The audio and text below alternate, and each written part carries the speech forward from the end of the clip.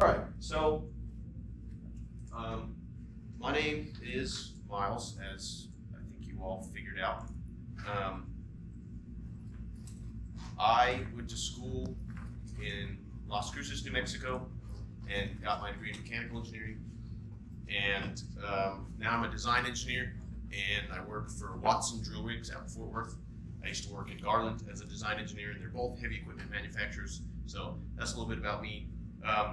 Just a quick overview. SolidWorks is a computer automated design software that allows you to manipulate bodies in infinite space. It's infinite up until your graphics card gets tired and decides it's done. So if you design something in SolidWorks, you can infinitely scroll in, but eventually you're just gonna be staring at probably a gray screen or whatever color you made your material. Same in the reverse, it'll just be a speck. SolidWorks in itself, this is my opinion, is really good with additive and subtractive manufacturing. So there's CAM software, which is it'll show you tool paths running in, and it's really cool to watch. It's kind of soothing, but it's pretty good with large assemblies.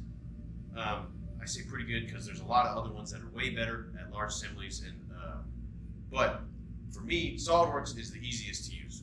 I see it as, I don't know if you guys are Apple or Android people, but I think Apple's most user-friendly interface, but I'm also not a tech guy, so don't throw anything at me. But I think this is the Apple of computer automated design software. And they're Germans. It's SolidWorks, it's made by Das Salt, something like that. I don't know. Sounds German. If at any point in the class you feel like you're getting left behind, let me know. Don't just try to struggle through it, because that's how I felt when I was going through this class in college. If you're just like, I'll figure it out, you probably won't, because there's so many buttons. And I don't use any quick keys, like even at work, for this purpose, so that way when we get into the software, also, do you have SolidWorks on your computer? Everybody's got it up? Perfect. And that's a gaming laptop, so it'll run it? Sure. Okay, cool. You got I'm gonna pretend like I know what I'm talking about. You got a good graphics card? Not particularly. Mine's 10 years old and it runs it like a charm, so. Anyway, so you gotta let me know. I'll be walking around the whole class, making sure everybody's good. And I'll be looking at your screen, and I'll sometimes say, let me drive, which means give me your mouse so I can show you, because it's really hard to explain to someone who doesn't know the software. If I tell you click on this, and I use lingo from it, I'll try to use the lingo so that way you catch up on it, but I might just grab the mouse and be like, this is how you gotta do it, and I can show you. A big thing that a lot of people struggle with, which I think we should be good now because we're not on the jump drive anymore. We're on the, you're good. We're on the desktops. So it used to be on the jump drive. A big thing in SolidWorks is you have to hover over things you want to select and wait for it to turn orange or a different color depending on your settings. On the jump drive, it was super laggy. People didn't. Are you, sir? Are you Carl? Yes. I'm Miles. Nice to meet you. I believe that computer in the back is open. Okay, thank you.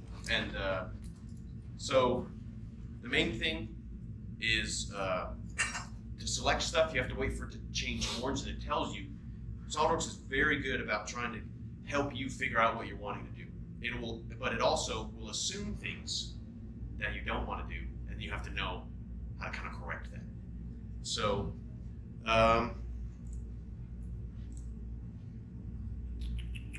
main thing is try to remember where the buttons are and what they're called. If you don't know, hover. Do you know you're logging in and everything? You're going to be able to get in, all right, on the computer? Yeah, I'll remember. Okay. I'll wait for you to get SolidWorks up.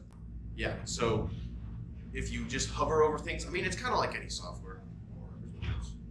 If you hover over something, it gives you like a little, hey, this is what this button does, which they're not always helpful, because you'll be like, oh, you hover over it and it says extrude. It's like, oh, well, I don't know what that means. But anyway, eventually, it's like working out. You gotta just keep doing it. You get the muscle memory, and it'll work itself into your brain. I also have started a design consulting business, which is also very in its early stages. I actually haven't charged anybody yet because I want to make sure I'm actually helping, not just causing issues. But so basically that means if you need help putting your idea into SolidWorks, I'm here for you. So, and I like doing it. So, because it makes me better, it makes you better, and we all progress from there. I like to build stuff. I like working on my truck as much as my wallet doesn't like me working on my truck, but it's a problem. But I love building stuff. I'm not good with wood, but I will screw things together if I need a frame of some sort. But I like metal and additive and subtractive manufacturing. So that's enough about that. Is everybody at this screen per se? No, I think not. Okay, so this screen is very important, and it will sometimes change because you can change all this in your configurations. And so the part is this is really important when you want to start getting into like assemblies. A part is a single body. You can't have like two cubes in a part file. It has to be a single unified body that it can pull data from and basically make one sheet. There can't be any space in it, because if you know about how like computer files work, which I know very little, but when it saves the file, it compresses it, and so it can't compress non-existent space between something. So part is a single body. Assembly is a gathering of parts. You put parts in an assembly. You don't, and we don't get into assemblies in this class, but I teach another one that we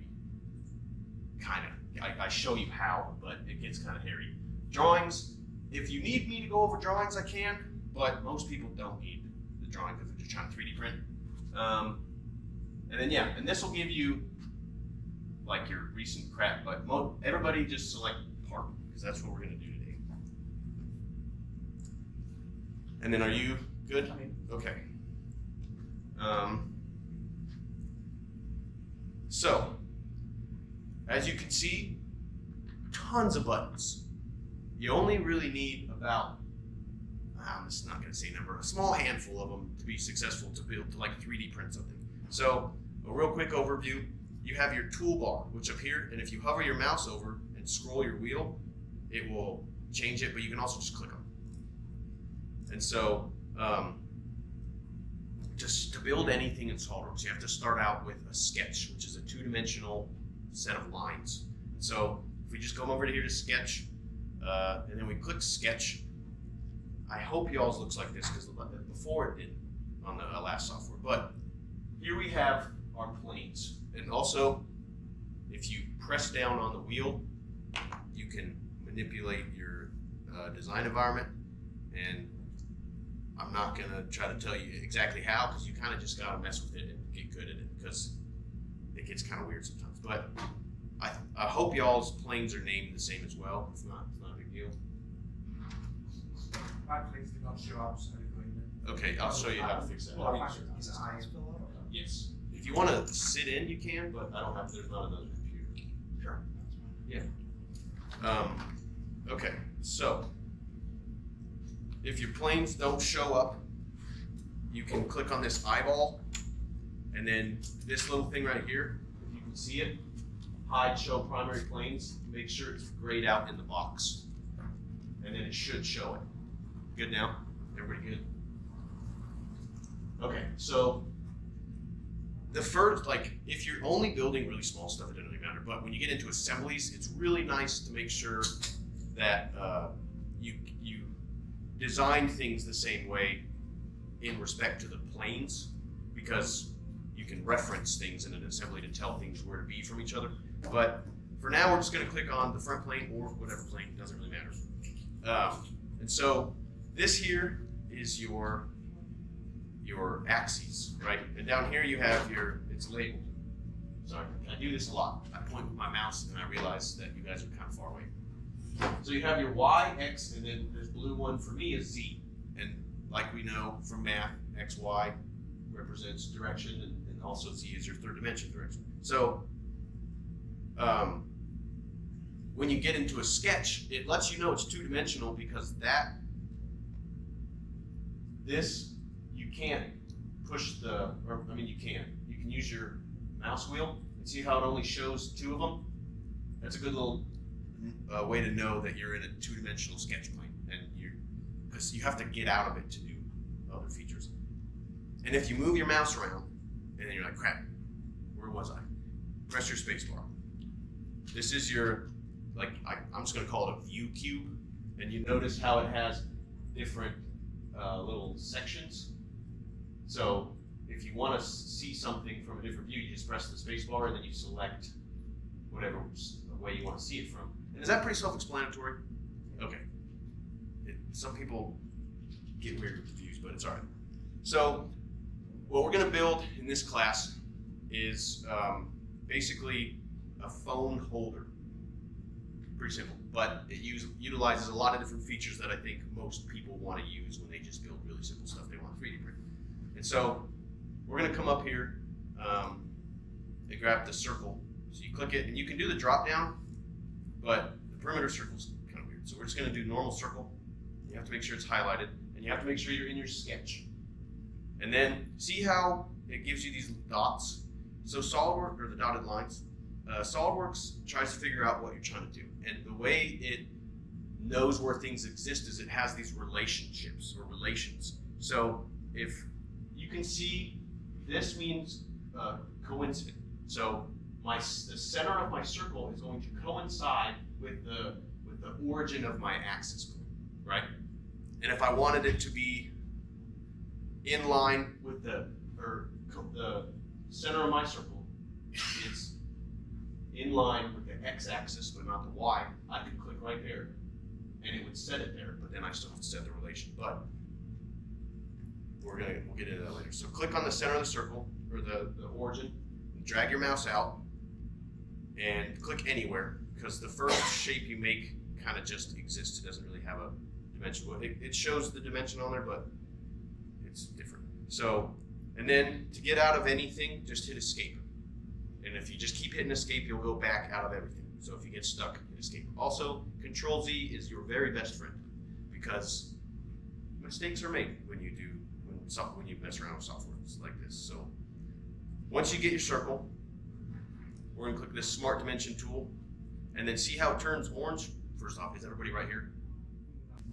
Okay, so now hover over the line, but don't click on it, and it turns a different color, right? Remember that, it's very important. Click on your Smart Dimension tool. Have we all seen like an engineering drawing, kind of like ever, just glanced at one? That's how you dimension things, right? That's what that little two lines with the dual arrow thing is. It's a dimension on a drawing. So that's what that represents. And so click on your Smart Dimension tool, hover over until it's orange, and then you can set, mine is weird, and I haven't figured out why it says mod diameter. It should just be a circle with a slash through it. Is that what everybody else's is? Yeah.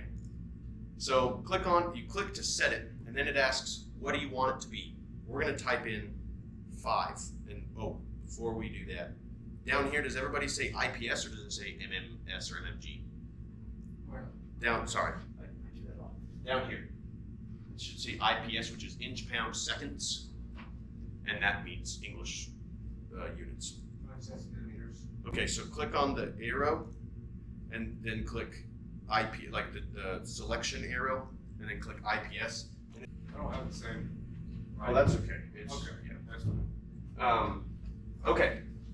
Now, once you do something, you always have to like say okay.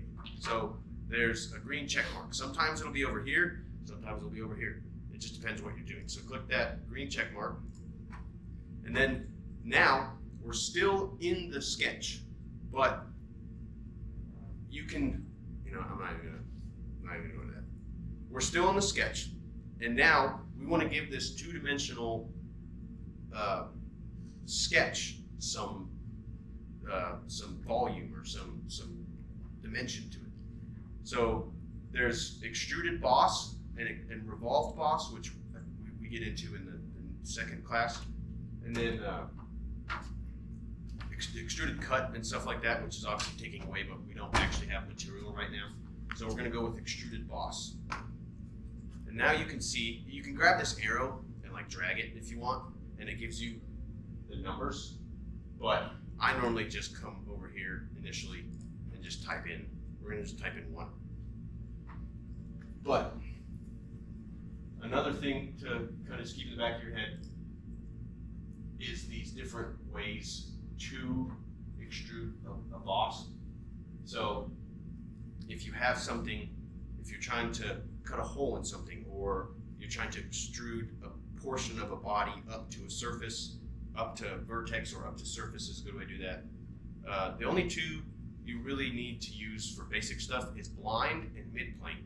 So the difference is when I click midplane, it goes a ½ inch in each direction from our two-dimensional sketch. Yeah. And so, but blind just goes one way as far as you tell it. So we're gonna do blind and 1 inch, and then hit OK. And then now we have a good little disc here that we can build off of. And so,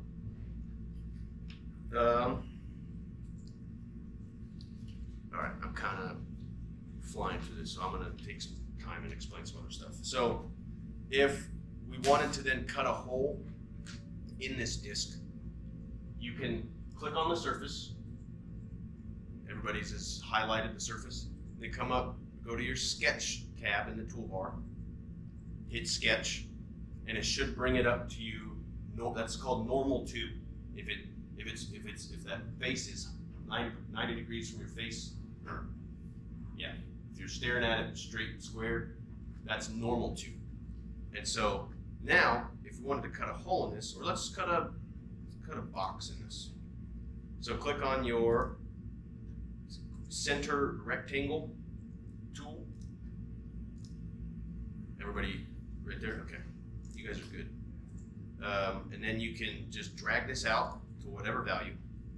I like center rectangle if you're trying to build, wait, is that center square or center rectangle? If you're trying to build something that's symmetric on all 4 sides, because it will automatically do that. But if you don't, you have to delete all the relations, or just go with the corner rectangle, which is different. But that's something you can play with yourself. And see, I did it, I accidentally clicked, and so if I clicked again, it would set it. I can just hit escape, and then highlight it, and delete it. So, I forget the difference, but if you highlight this way, it's different than highlighting this way. And I will figure that out and tell you, but I don't want to waste time. So, here's another thing that's important. So, there's fully defined and underdefined, right? So, if a sketch is blue, it's fully, like the whole thing is blue. It's fully underdefined, right? But if I just say this point is this far from this, and this far in this direction, these two will turn black, and these two will be fully defined, and these two will be underdefined. So you can cut this square out of this disc without defining a size. But then let's say you try to dimension off of the inside of this box, and you say, hey, and it's something different. You say, hey, from here to here is 1 inch. It will just bring that cutout in. It does. It's very important to make sure things are fully defined before you move on with your extrude or your boss. So, yeah, let's do it. So, oh, that's what I was going to say. A good way to figure out if it's fully defined, it will tell you down here. But it doesn't tell you what's underdefined. So my super professional way of figuring it out is you just grab something and just move it around and see if it moves. Because if you click on it and move it around, it's not going to move if it's defined. But if it isn't, it'll move around and it'll screw up your stuff. But if you already know the dimensions, then you just put those in and then it tells you where it is. So since we originated the square from the origin, the center of the square is defined. So you can't move it around, but you can decide the size of the square, which if it's relationed correctly, you only need to do one side, which we'll do 2. Okay, well, I take that back. See now I can't go up and down, but I go side to side because I told the box, you are restricted to this dimension on this space, but now I need to tell it this way. So that's why it's called corner rectangle. and not corner square. So we're all learning here. And then you just do 2 or whatever. We're gonna delete this so you can really make it whatever you want. And then I always like to exit out of the smart dimension. You don't need to, but then you come over here and click extruded cut. So how did I do fully design that? Get that? You didn't get the fully defined thing. No. So you have to tell it in all directions what to be. So you have to say this side is 2 inches and this side is 2 inches, and that will define the other 2 sides of the square. So how do I tell it to? oh, the dimension tool. Sorry, you go. Everybody still following along? Not going too fast? Sweet. Okay, and now this is where this can change. So for extrudes, you can do a blind, you can do a through wall, you can do through wall both, which is essentially the same as the mid plane, but you're taking away material in all directions. But you gotta be careful, because if you have a really big part with some sort of overhang, or if you're like, you have maybe some square tubing, and you're only trying to drill a hole in one side, and you say through wall both, you're gonna have 2 holes. So you have to make sure, if you say through wall, it's just the first one, the first wall. And then if you say through wall both, it's both walls. So you have to make sure you're not cutting holes in things you're not supposed to. So blind, it'll just put an arbitrary value. And then if you say, we'll say through wall, and that will make sure that the whole disc gets a square cut out in it. And now you have a disc with a square in it. But what you can do is if you want to keep this on here, but you don't want to delete it, say maybe you're trying to like reference something else that you're going to put in later down the line, you can right click on, so skip a step. This is your feature tree. Everything you do and change and alter will show up here. And see, when you first start, it's just going to say this, because the only thing that exists is your planes and your origin. But see, we did the disk, and you can name these. I'm not in the habit of naming them because that just takes too long. But, so this is the first thing we did. We created an actual part, and then we cut out our box. And as you do more things, it will open things up. So if all you're trying to do is cut off or like hide the square, you can either do suppress, which there's suppress and hide. So hide, that's not what I wanted to do. Okay, hide means you can't see it, but it exists. So if you hide a feature and then go to print it, it will be in that code. Suppress pulls it out of the code of the part when you go to make it. So you can design a bunch of stuff into it, suppress it all, and it'll just be there. But the file will be really big because all those features exist. So it's good practice to not leave things suppressed in a file you're going to transfer because it's unnecessarily large, right? So we can suppress this, which is this little square with the arrow or the cube that goes into like a phantom cube. And then it's gone, but it's still on your feature tree, right? Everybody there? Can I get a head nod in the back? Not to, okay. This is a really big thing that kind of takes time to get used to. There's a lot of parent-child relationships, and the features are the parents and the sketches are the children. That's how you need to remember it. So if you delete the child, the parent still exists, but if you delete the parent, the family is deleted. You should probably come up with a better, so it doesn't sound like we're killing people. But yeah, so there's upper level and lower level. There you go. So upper level can exist without the lower level, but the lower level can't exist without the upper level. That sounds way better than parent-child. So delete the extrude by just clicking it once. If you click things twice, it'll try to rename it for you. So just click it once, highlight it, and delete it. And depending how your settings are, it will just delete the upper level. So I guess I kind of have to refine what I just said. So when you delete the upper level, the lower level becomes the upper level, and then you have to delete that. It's kind of weird. But you can also change that in your settings. But I don't change my configuration because because it gets way in the weeds. So now what we're going to do is we're going to design the seat for your phone. So this is where I kind of let you guys come up with your own like dimensions, and I also go against the thing that I say by not extruding a undefined body. But hit your space bar and just pick a plane. It doesn't matter. Just make it look like this.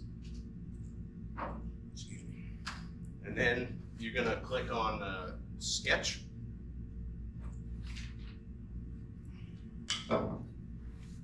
So we're gonna do a sketch, and you'll notice if you don't click on anything before you click sketch, SolidWorks will say, hey, I need a plane, a planar face, or an edge on which to create a sketch for the entity, or an existing sketch to add the entity to that sketch.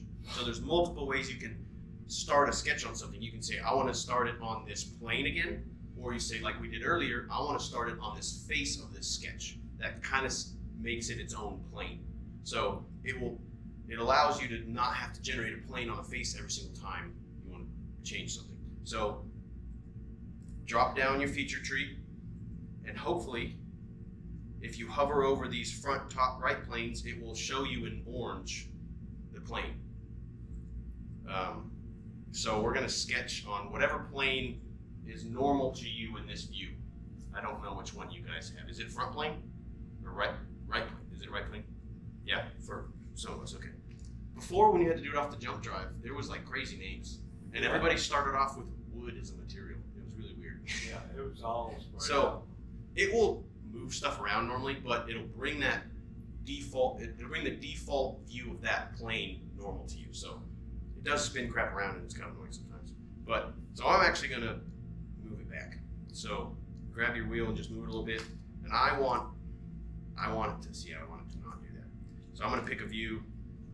I'm gonna manipulate it until it gives me a view normal to me in this way, because we're gonna design it. This is how the part's gonna sit eventually. So this is why I want you guys to get it like this. Are we like this? So click your mouse wheel, move it a little bit, hit spacebar, and then click a different view, like on the cube, until it gives you this. I wish there was a lot more. But the mine's this way. Let me make sure I'm not doing that as well.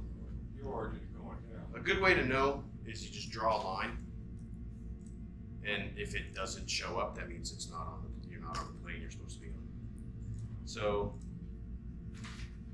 dang it, I guess we're gonna have to do it like this. So the best way to make sure that your plane gets defaulted is right-click your sketch and click this little normal to button, which is right here. It's like a plane with an arrow. Yeah, we can figure it out, but it'll probably take some time. So now, I think this is one of the better tools to use, but it's just not really precise. It's called the spline tool.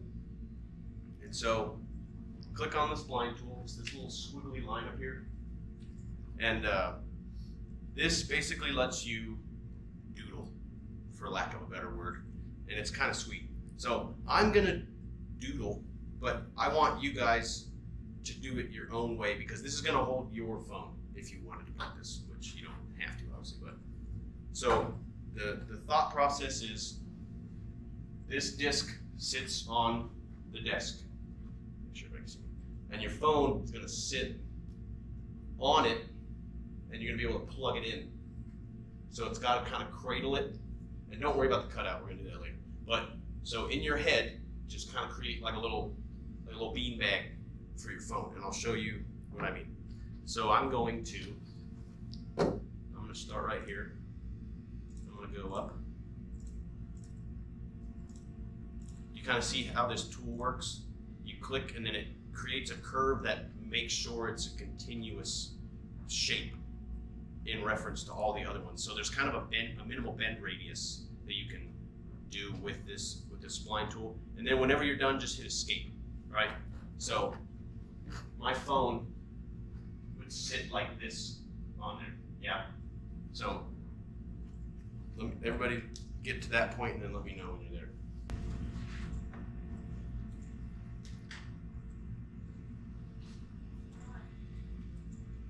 What's your name? Tom. What's that? Tom. Tom, I'm Miles. Okay, so you will notice that this line, double click on your thing so you get back into your sketch. If the line turns gray, you're not in the sketch. And if you're trying to change the sketch, you have to be in the sketch. So this is white on the inside and white on the outside. That means something's not connected. That is, everybody look up here. That is super important. If this is not shaded in with a different color, you can't do anything with it because, well, sometimes you can, but SolidWorks needs a body to manipulate. This is just a line that technically doesn't have any, it has visual representation, but there's no dimension to that line. So you could dimension out like a circular path that goes like that, and then you could do something with it. But the line technically has no dimension, so it won't let you do anything with it. So the easiest way from right here to connect it, actually real quick, with the mouse button, grab it and turn it so you can see it like this. Do we see why it's not shaded in and why it's not connected? Because there's nothing between your first and your last point. So you can sketch it with it turned like that, but if it doesn't make sense to you, you can hit the space bar and go back. But you need to connect it. Okay, now you see it's shaded and it's happy. And that's essential, being able to do something with that body. Now, while we're still in the sketch, go to the Features tab in your toolbar, which you can either do by scrolling or just clicking it. And we're going to go to Extruded Boss Base. Man, I don't like the way mine's moving crap around. And so you see how it is taking it from the plane and just going off in one direction. SolidWorks doesn't know we're trying to build a phone holder, right? So we have to manipulate it in a way that makes sense. And also another key part, remember I said you can't have two separate bodies in the same space for a part. You have to make sure that anything you build off of something has to touch it in any way possible. So from here, we're just gonna do mid-plane. And then I will let you pick whatever dimension you want. I would suggest you keep it on the disc, but you're the engineer here, and you get to let the shop people get mad at you when you try to build something crazy. So, extrude it out to whatever you want, and then you technically have a product here that you could use. You couldn't charge your phone or anything like that, so that's a downside of it. But we're gonna fix that. So is everybody right here? So I did go fast. Is there anything you guys want me? Sorry, blocking there. Is there anything you guys want me to go over again? No, we feel like we're gonna get it okay. Okay. So now this part's a little tricky. So what we're gonna, this will be good. So we're going to go. Hey, what are you doing, SolidWorks?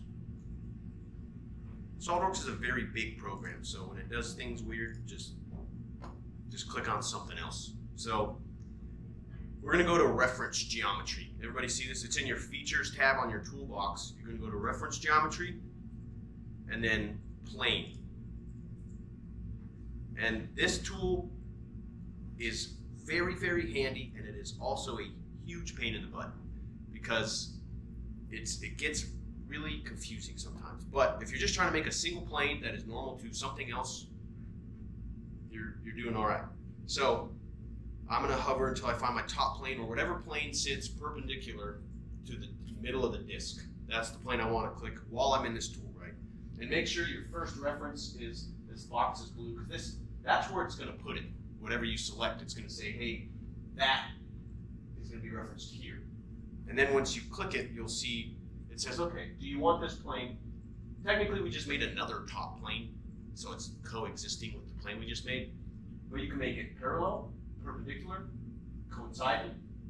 You can make it angled off of it, which gets very frustrating. And then what we're going to do is a distance mate, essentially, or a distance reference. So we're going to say, I want this plane to be 1 inch from the top plane, normal to it though, or parallel. And you get that toolbar. So if we're trying to make a cutout right here, kind of on this interface right here, where should we put this plane to make that cutout be successful, to charge your phone while it's sitting on the stand? Should we make the plane go that way, or should we make the plane go that way? That way, right? So, really easy way to do that is you just click flip offset. You can also make it -1, but which also, no, that's assembly stuff, sorry. So, whatever you did on your little beanbag looking thing is going to be different than mine, right? So you can change it in tenths of an inch increments, or you can just type in a number until it is satisfactory. But I'm going to make sure that my plane starts where the bottom of my phone is going to sit, so that way the charger will actually plug in and not have a weird angle on it, because we all know chargers are super well made and they never break and never bend. So I want to make sure I can successfully create a cutout right here in respect to this down here, so my phone will actually sit while it's being charged. So I'm going to put mine right here because that actually worked out. And let me know when we're all here. Okay, now what we're going to do, we're going to hit the space bar, and we're going to click whatever face gets us to where it looks like this. Good. And then we're going to go to our sketch tab in our toolbar, sketch. Now we're just going to do a center rectangle. If it lets me. I'm already in the sketch though. Do you want me to click it again? Oh my goodness. Anyway, you can do corner or rectangle, but what I would do is I would click down here on this line, so it's not going to. Never mind. It'll stay referenced to that, and I would go all the way to the top, because on mine that's where it's going to cut out. And then since we can choose the direction of which it cuts out, I would just do the whole thing, and that way it kind of goes clear out. So is everybody right here where they're going to start a cutout? You can either measure your phone charger, which if you're actually designing this to make, I would do, or you can do the lazy thing and just make sure it's definitely bigger than a phone charger, because it really doesn't matter as long as it's bigger, right? So now what we want to do is we want to dimension this bad boy. And 1.79 inches is definitely bigger than a phone charger. So we're going to make that a little smaller. We're going to go 1/2 inch. What did mine just do? Now it doesn't really look centered, right? So now you have to tell it where to exist in reference to something. You can reference the side of this kind of beanbag thing. You can reference a plane. You can reference the origin. So take your pick and tell that box where to be. One of the easiest ways is, if you want to watch my screen real quick, is you just click this line, hold Control, and then click the origin, and it gives you these suggested relations. And if you just go ahead and click midpoint, bada bing, bada boom. So click the line, it's orange, hold Control, and then click the origin. And then you can let go at that point, and then just go click midpoint. Okay. So now we want to cut this out, right? So stay in the sketch. Wait, is everybody good? It do be doing that. Sweet. Okay. So now make that cutout whatever your heart desires. You should have midpoint or one. Yeah, absolutely. So I will delete mine so I can show you. So see how this is a little darker than this? So that's part of your sketch. So you grab that, it's orange. You hold Control and you wait for the origin to turn orange, the little dot right here. And then right here it says Add Relations, midpoint. That's all part of it. And the more reps you get, the better you'll get at it. So now we're going to, we're going to extrude cut, and see, SolidWorks already thinks it knows what you want. And it also will take your last selection sometimes and just be like, well, you did it last time, so you probably want to do it again. But SolidWorks, in this case, guessed wrong. And you could stretch this bad boy out to infinity. It is not going to cut into anything else unless it already exists in your workspace before you cut it out. But that's unnecessary, so we're just going to scoot that back. So now, and then you got to hit the check. You always got to hit the green check if you want it to actually do it. So now you have a phone holder that you have a little cutout on. And then now what I'm going to do is just show you a bunch of different features. Unless somebody has a specific design question, like you're really stuck on something at home or whatever, which if you think about it, just raise your hand or just blurt it out at this point, I don't really care. But now I'm just going to show you guys really cool features. And feel free to click along and ask questions or just watch. So I'll do my best to explain it as I'm doing it. So the first one I want to go over is okay, also, if you don't want to hide all of your planes, just click on the plane and then hit the hide. And just the plane goes away, but you can show the rest if you wanted to. So one of my favorite tools to use, and this is also good for 3D printed stuff sometimes, but if I wanted this part to be hollow, say I'm making a vacuum mold of something, I can click shell, which everybody see where that was? It's in my features toolbar and about the bottom, and sometimes it might be different. And if you don't, also, real quick, if at any point you don't know where something is and you're like, I know this exists, but it's gone, right click in an empty space on the toolbar, go to toolbars, and a whole deal will drop down. So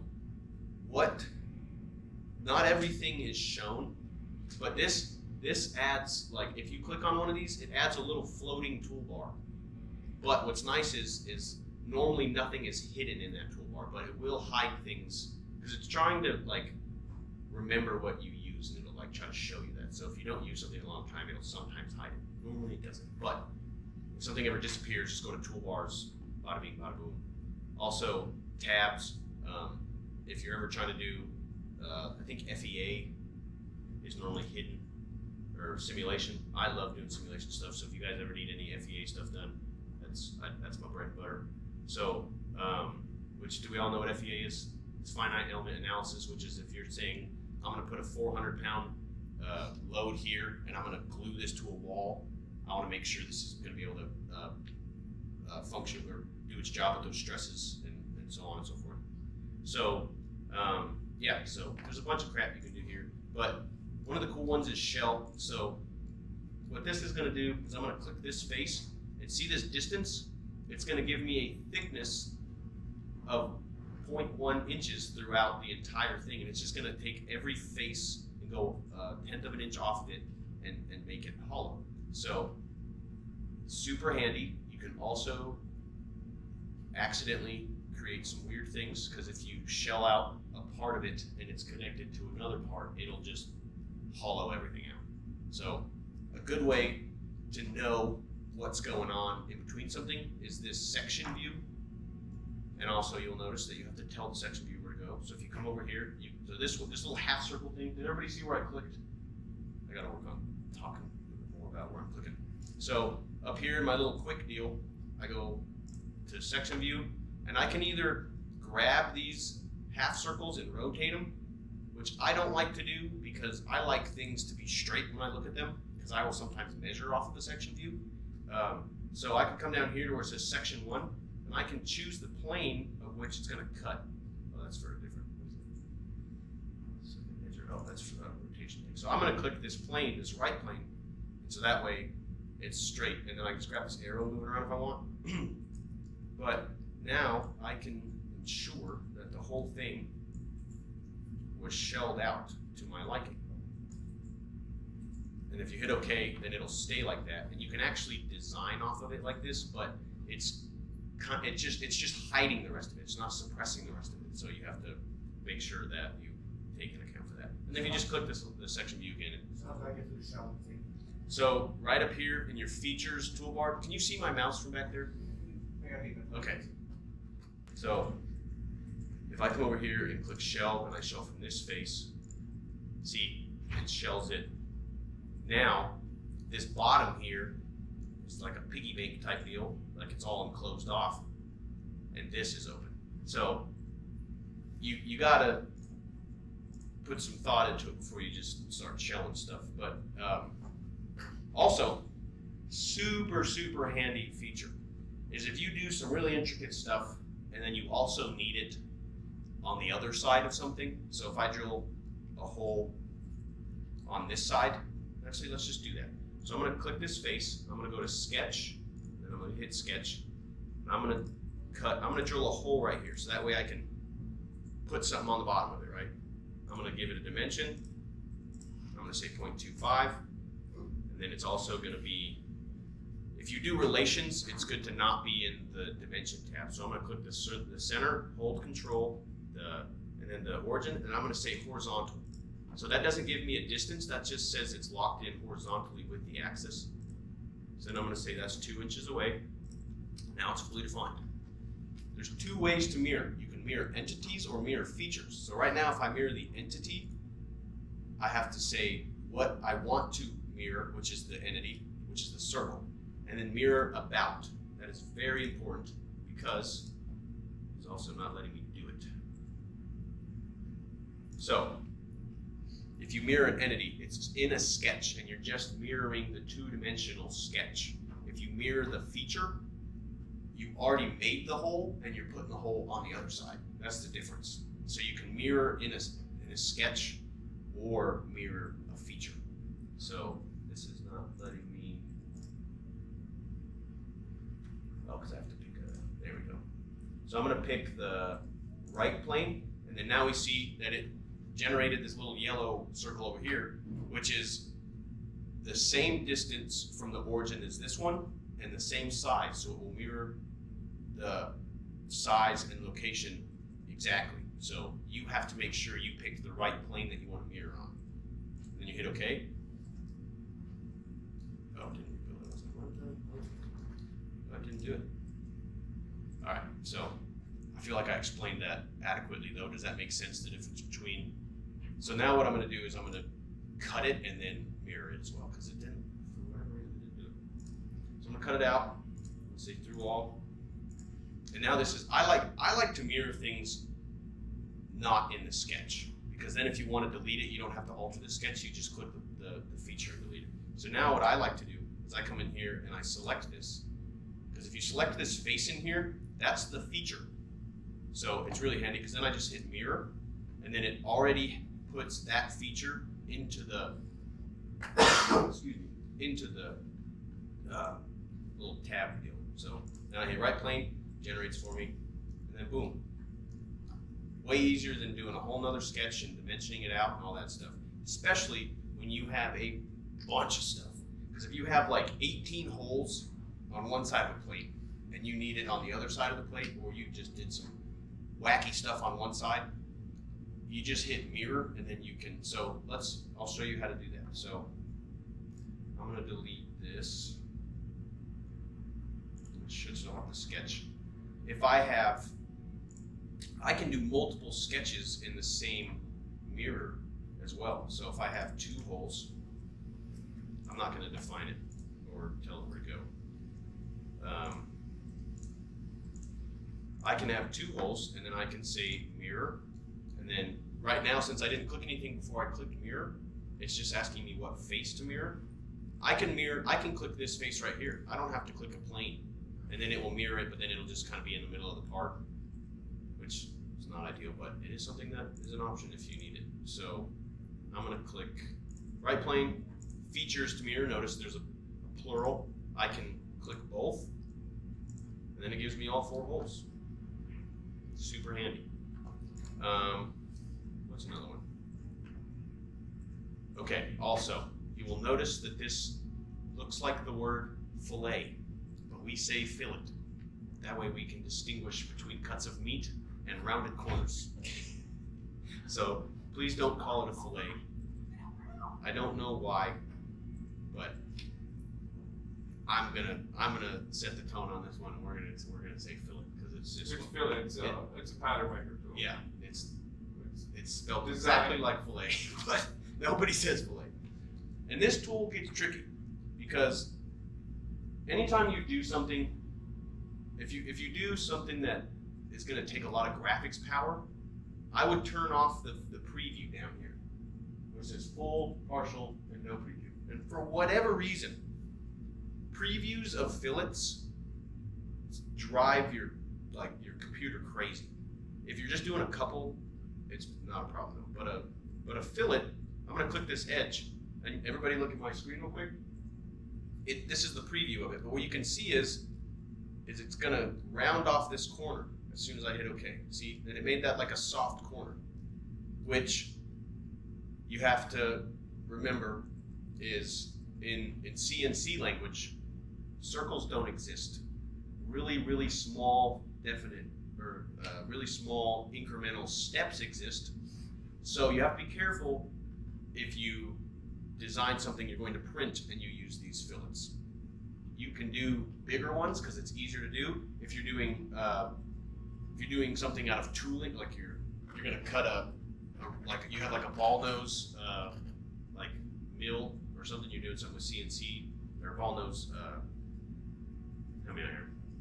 Well, it's a ball. Yeah. Ball end mill. Okay, thank you. You can do stuff like that, but that's all machining stuff. So, but coincidentally enough, if you're cutting something out of plate on the plasma cutter, don't do sharp corners because the computer or the plasma cutter will come out stock and they go, and then you'll have this big old blown out hole on your corner. So it's better to do rounds or to program in a different approach to corners. But the reason I'm talking so much about fillets is because I have seen a lot of people bring me drawings or just like parts that have fillets all over them, and it looks really cool and it looks really clean, and for whatever reason people love throwing them on everything. They're pretty tricky to make, so I would not do them a lot because it's an extra manufacturing step as well. And there's also, in the same thing, there's a chamfer. So does everybody know what a chamfer is? It's kind of just like a relief on a corner, right? So, actually I don't think it's going to let me do that. If it doesn't do the preview, it normally, it was too big, that's what it was. Oh yeah, you can change the size of the fillet with the chamfer, and if it's too big for the line that you chose, it won't do it. It'll get mad at you. But again, the more little intricate things you do is another process, which is more cost. So if you're trying to do something a lot of times, it's better to make it really simple. Okay, fillets, chamfers.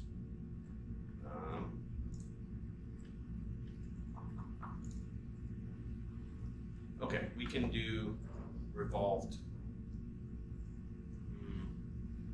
Revolved or swept? The circular pattern. More involved, but revolve is simple. Yeah. I would do revolve first and then swept.